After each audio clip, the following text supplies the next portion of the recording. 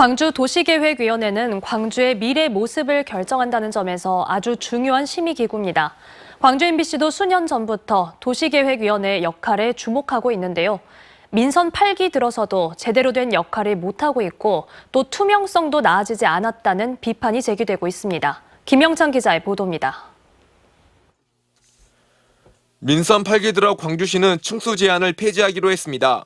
기존의 상업용 40층, 주거용 30층으로 제한했던 것을 풀고 도심 경관에 맞도록 창의적 건축물과 역동적인 스카이라인을 조성해 도심의 활력을 불어넣겠다는 겁니다.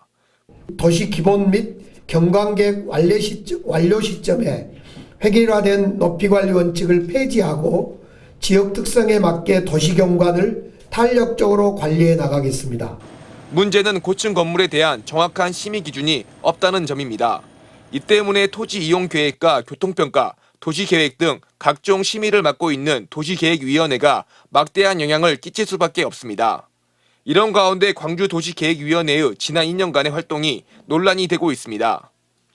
지역의 한 시민단체가 지난 2021년부터 2년간의 광주도시계획위원회의 활동을 분석했는데 안건 부결은 0건이며 회의록은 바른 요지로 가공돼 있어 공정하고 전문적인 심의로 볼 수 없다는 겁니다. 특히 안건의 40%가 재자문과 재심의를 거쳐 통과되는 등 결국 시간이 지나면 안건은 통과된다고 지적했습니다. 또 광주중앙공원 일지구 등을 놓고 봤을 때 위원회가 광주시의 요구나 사업자의 이익을 반영한 심의를 하고 있다고 비판했습니다.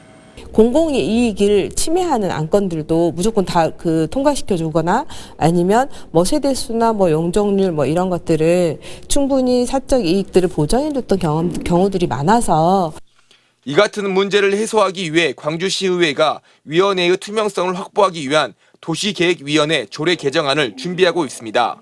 회의는 원칙적으로 공개하고 회의록은 기간 제한 없이 볼 수 있도록 하는 등 도시계획의 과정을 투명하게 공개해 시민들의 알 권리를 충분히 보장하자는 취지입니다. 이거에 대한 목적은 무엇보다 이 의원회의 투명성, 공정성, 객관성을 어떻게 보장하고 시민들에게 어떻게 신뢰를 더 얻을 것인가, 이거에 대한 목표를 가지고 조례를 좀 살펴보고 있습니다.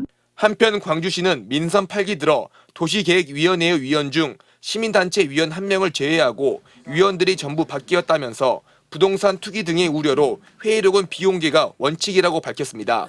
MBC 뉴스 김영창입니다. 언제 어디서나 내 손 안의 뉴스. 광주 MBC 뉴스 유튜브 구독으로 함께하세요.